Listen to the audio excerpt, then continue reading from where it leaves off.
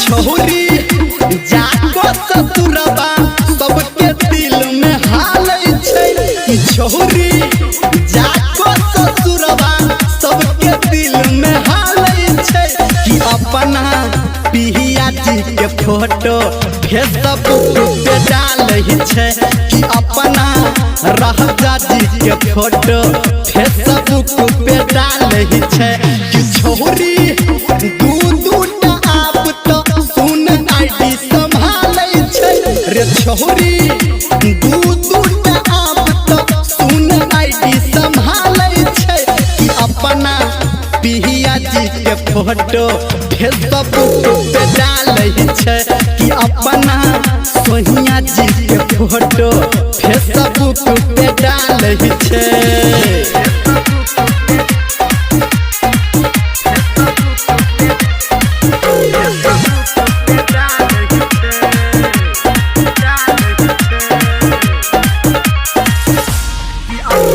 कंचन इब्राहिमपुर।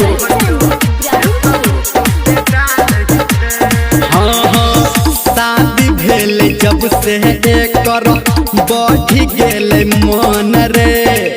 आगोरकी के घर वाला सुन बड़ छै पसंद रे।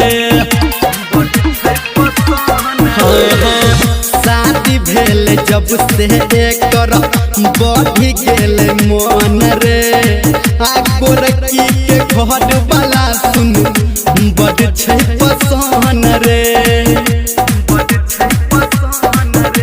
रे हमारा बात के ई खुदे आप घूर के डाले छै रे। हमारा बात के ई घूर के आप खुदे डाले छै कि गोरकी पिया जी के फोटो फेसबुक पे डाले छै कि अपना राजा जी के फोटो फेसबुक पे डाले छै।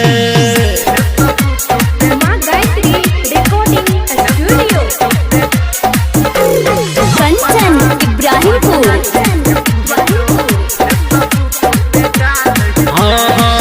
वीडियो कॉल पे हरदम रह छै बता रे।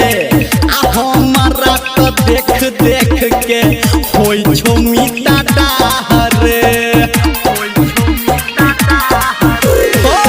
वीडियो कॉल पे हरदम रह छै बता रे। हमारा तो देख देख के होई छो बरडा रे।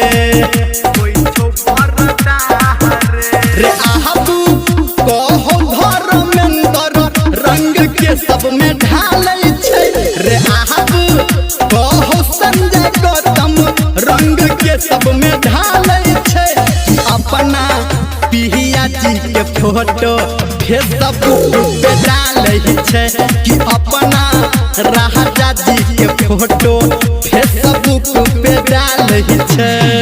बुझलही रे मीता।